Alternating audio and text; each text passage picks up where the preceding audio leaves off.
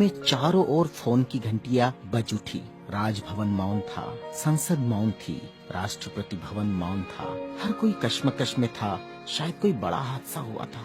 यह किसी बड़े हादसे या आपदा से कम नहीं था। कोई अचानक हमें छोड़कर चला गया था, जिसके जाने से करोड़ों लोग दुख भरे आंसुओं से विलाप कर रहे थे। देखते ही देखते मुंबई की सारी सड़कें भीड़ से भर गई। पैर रखने की भी जगह नहीं बची थी मुंबई की सड़कों पर, क्योंकि पार्थिव शरीर मुंबई लाया जाना था और अंतिम संस्कार भी मुंबई में ही होना था। नागपुर, कानपुर, दिल्ली, चेन्नई, मद्रास, बेंगलोर, पुणे, नासिक और पूरे देश से मुंबई आने वाली रेलगाड़ियों और बसों में बैठने को जगह नहीं थी। सब जल्द से जल्द मुंबई पहुंचना चाहते थे और देखते ही देखते अरब सागर वाली मुंबई जनसागर से भर गई। कौन था यह शख्स जिसके अंतिम दर्शन की लालसा में जन सैलाब रोते बिलखते मुंबई की ओर बढ़ रहा था? देश में यह पहला प्रसंग था जब बड़े बुजुर्ग छोटे छोटे बच्चों जैसे छाती पीट पीट कर रो रहे थे। महिलाएं आक्रोश कर रही थी और कह रही थी, मेरे पिता चले गए, अब कौन है हमारा यहाँ। चंदन की चिता पर जब उसे रखा गया तो लाखों दिल रुदन से जल रहे थे। अरब सागर अपनी लहरों के साथ किनारों पर थपकता और लौट जाता, फिर थपकता, फिर लौट जाता। शायद अंतिम दर्शन के लिए वह भी जोर लगा रहा था। चिता जली और करोड़ों लोगों की आंखें बरसने लगी। किसके लिए बरस रही थी ये आंखें? कौन था इन सब का पिता? किसकी जलती चिता को देखकर जल रहे थे करोड़ों दिलों के अग्निकुंड? कौन था यह जो छोड़ गया था इनके दिलों में आंधियां? कौन था वह जिसके नाम मात्र लेने से गरज उठती थी बिजलियां? मन से मस्तिष्क तक दौड़ जाता था ऊर्जा का प्रवाह। कौन था वह शख्स जिसने छीन लिए थे खाली कासे इनके हाथों से और थमा दी थी कलम लिखने के लिए एक नया इतिहास? आंखों में बसा दिए थे नए सपने, ओठों पर सजा दिए थे नए तराने, धमनियों से प्रवाहित किया था स्वाभिमान अभिमान को, दास्यता की जंजीरें तोड़ने के लिए दिया प्रज्ञा का शस्त्र। चिता जल रही थी अरब सागर के किनारे और देश के हर गांव के किनारे में जल रहा था एक स्मशान। हर एक शख्स की आंखों में और दिल में भी जो नहीं पहुंच सका था अरब सागर के किनारे, एक टक देख रहा था वह उसकी प्रतिमा या गांव के उस झंडे को जिसमें नीला चक्र लहरा रहा था। क्या बैठा था भूख प्यास भूल कर अपने समूह के साथ उस जगह जिसे वो बुद्ध विहार कहता था। क्यों गांव शहर में सारे समूह भूखे प्यासे बैठे थे उसकी चिता की आग ठंडी होने का इंतजार करते हुए। कौन सी आग थी जो वह लगाकर चला गया था?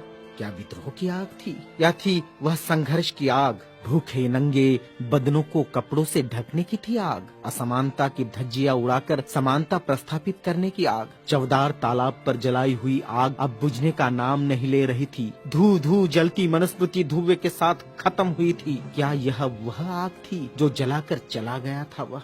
सारे ज्ञानपीठ, स्कूल, कॉलेज मरुभूमि जैसे लग रहे थे। युवा युवतियों की कलकलाहट आज मौन थी। जिन्होंने हाथ में कलम थमाई, शिक्षा का महत्व समझाया, जीने का मकसद दिया, राष्ट्र प्रेम की ओतप्रोत भावना जगाई, वह युगंधर, वह प्रज्ञा सूर्य काल के कपाल से ढल गया था। जिस प्रज्ञा तेज ने चेहरे पर रोशनियां बखेरी थी, क्या वह अंधेरे में गुम हो रहा था? बड़ी अजीब कश्मकश थी। भारत का महान पत्रकार, अर्थशास्त्री, दूरदृष्टा क्या दृष्टि से ओझल हो जाएगा? सारे मिलों पर ऐसा लग रहा था जैसे हड़ताल चल रही हो। सुबह शाम आवाज देकर जगाने वाली धुआं भरी चिमनियां भी आज चुपचाप थी। खेतों में हल नहीं चला पाया किसान। क्यों? सारे ऑफिस, सारे कोर्ट, सारी कचहरियां सूनी हो गई, जैसे सुना हो जाता है बेटी के विदा होने के बाद बाप का आंगन। सारे खेतीहर मजदूर, किसान असमंजस में थे। ये क्या हुआ? उनके सिर का छत्र छीन गया। वह जो चंदन की चिता पर जल रहा है, उसने ही तो जलाई थी जबरान जोत।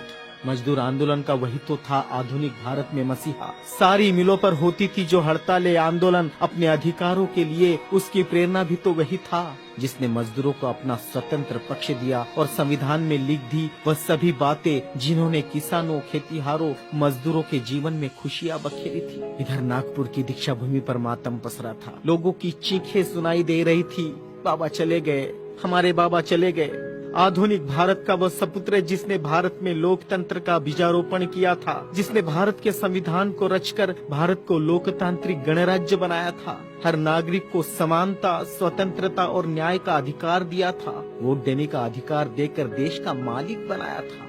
क्या सचमुच वह शख्स नहीं रहा? कोई भी विश्वास करने को तैयार नहीं था। लोग कह रहे थे अभी तो यहाँ बाबा की सफेद गाड़ी रुकी थी, बाबा गाड़ी से उतरे थे सफेद पोशाक में, देखो अभी तो बाबा ने पंचशील दिए थे। 22 प्रतिज्ञाओं की गूंज अभी आसमान में ही तो गूंज रही थी। वो गूंज शांत होने से पहले बाबा शांत नहीं हो सकते।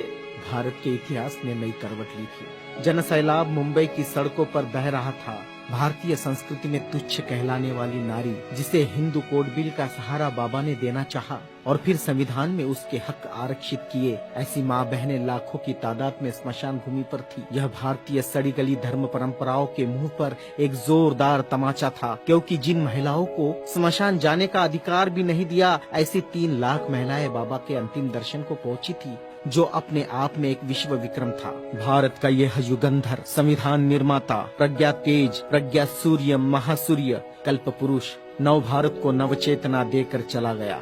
एक ऊर्जा स्रोत देकर, समानता, स्वतंत्रता, न्याय, बंधुता का पाठ पढ़ाकर, उस प्रज्ञा सूर्य की प्रज्ञा किरणों से रोशन होगा हमारा देश, हमारा समाज और हम, और पूरे विश्वास के साथ हम आगे बढ़ेंगे हाथों में हाथ लिए, मानवता के रास्ते पर, जहाँ कभी सूर्यास्त नहीं होगा, जहाँ कभी सूर्यास्त नहीं होगा, जहाँ कभी सूर्यास्त नहीं होगा।